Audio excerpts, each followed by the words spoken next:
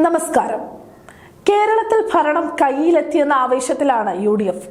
പക്ഷേ മന്ത്രിസഭ രൂപീകരിക്കുന്നതിനും മുൻപ് തന്നെ അണിയറയിൽ കോൺഗ്രസും ലീഗും തമ്മിൽ ചരിത്രത്തിലെ ഏറ്റവും വലിയ കൊമ്പ് കോർക്കലാണിപ്പോൾ നടക്കുന്നത്. VD സതീശനെ മുഖ്യമന്ത്രിയാക്കാൻ ഹൈക്കമാൻഡിന് ഒട്ടും താല്പര്യമില്ലായിരുന്നു. എന്നാൽ മുതിർന്ന നേതാക്കളായ KC വേണുഗോപാലിനെയും രമേശ് ചെന്നിത്തലയെയും തള്ളിക്കളഞ്ഞ മുസ്ലിം ലീഗ് തുടക്കം മുതൽ VD സതീശനെ മാത്രമായിരുന്നു പിന്തുണച്ചത്. VD സതീശനും ലീഗും ചേർന്ന് ഹൈക്കമാൻഡിനെ ഹൈജാക്ക് ചെയ്യുകയാണെന്ന തോന്നൽ ശക്തമായപ്പോൾ അവസാന ഘട്ടത്തിൽ സതീശനെ ചിത്രത്തിൽ നിന്ന് തന്നെ മാറ്റാൻ കോൺഗ്രസ് ശ്രമിച്ചിരുന്നു. എന്നാൽ അതിനെ ലീഗ് നേരിട്ടത് വെറും രാഷ്ട്രീയ തന്ത്രങ്ങൾ കൊണ്ട് മാത്രമല്ല, മറിച്ച് വലിയൊരു ഭീഷണിയിലൂടെയാണ്.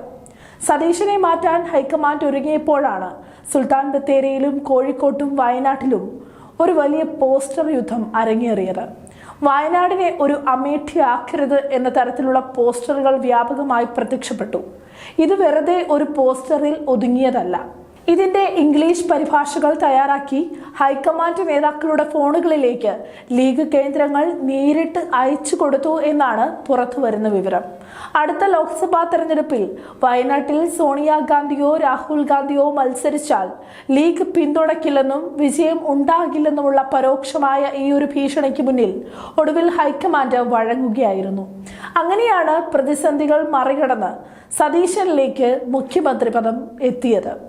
എന്നാൽ ഇതിന് പിന്നാലെ വലിയൊരു വിഭാഗം കോൺഗ്രസ് അണികൾക്കിടയിൽ നിന്നും ഉയർന്ന ആരോപണം VD സതീശൻ കോൺഗ്രസിന്റെ അല്ല ലീഗിന്റെ മുഖ്യമന്ത്രിയാണ് എന്നാണ്. മുഖ്യമന്ത്രി പ്രഖ്യാപനത്തിന് മുൻപ് തന്നെ ലീഗ് കോൺഗ്രസിനെ ഹൈജാക്ക് ചെയ്തു എന്ന തരത്തിലുള്ള വലിയ വികാരം താഴെത്തട്ടിൽ നിന്ന് ഉയരുന്നത് ഹൈക്കമാൻഡിനെ ആകെ അമ്പരപ്പിച്ചിട്ടുമുണ്ടായിരുന്നു. ഭരണം മുഴുവൻ സതീശനിലേക്കും ലീഗിലേക്കും മാത്രമായി ഒതുങ്ങിപ്പോകുമോ എന്ന ഭയം കോൺഗ്രസ് ഗ്രൂപ്പുകൾക്കുണ്ട്. ഇതിനിടയിലാണ് ഷാഫി പറമ്പലിനെ KPCC പ്രസിഡന്റ് ആക്കണമെന്ന ആവശ്യവുമായി ഒരു വിഭാഗം പോസ്റ്ററുകളുമായി രംഗത്തെത്തുന്നത്. ഈ നിർണായക സാഹചര്യത്തിലാണ് ലീഗ് തങ്ങളുടെ പഴയ തന്ത്രം വീണ്ടും പുറത്തെടുത്തത്. മന്ത്രിസഭയിൽ 5 സീറ്റുകളാണ് ലീഗ് ആവശ്യപ്പെട്ടിരിക്കുന്നത്. എന്നാൽ ഇപ്പോൾ ലീഗ് ആവശ്യപ്പെടുന്നതെല്ലാം സാധിച്ചു കൊടുത്താൽ അത് കോൺഗ്രസ് സ്വന്തം കുഴി തോണ്ടുന്നത് പോലെയായി മാറുമെന്ന് ഹൈക്കമാൻഡിന് നന്നായി അറിയാം. അതുകൊണ്ട് തന്നെ ലീഗിന് മുന്നിൽ പൂർണ്ണമായി വഴങ്ങാൻ കോൺഗ്രസ് തയ്യാറായിട്ടില്ല. 5 സീറ്റില്ല, പരമാവധി 4 മന്ത്രിസ്ഥാനം വരെ നൽകാമെന്നാണ് കോൺഗ്രസ് ഇപ്പോൾ വ്യക്തമാക്കുന്നത്.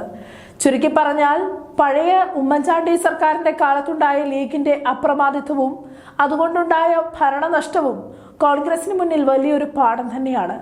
ലീഗിനോടുള്ള അമിത വിധേയത്വം ഭൂരിപക്ഷ സമുദായങ്ങൾക്കിടയിൽ പാർട്ടിക്ക് വലിയ തിരിച്ചടി ഉണ്ടാക്കുമെന്ന് ഡൽഹി നേതൃത്വം കണക്കുകൂട്ടുന്നു. അതുകൊണ്ടാണ് 5 സീറ്റ് എന്ന ലീഗിന്റെ കടുംപിടുത്തത്തിന് മുന്നിൽ കോൺഗ്രസ് കൃത്യമായ ലക്ഷ്മണരേഖ വരയ്ക്കുന്നത്.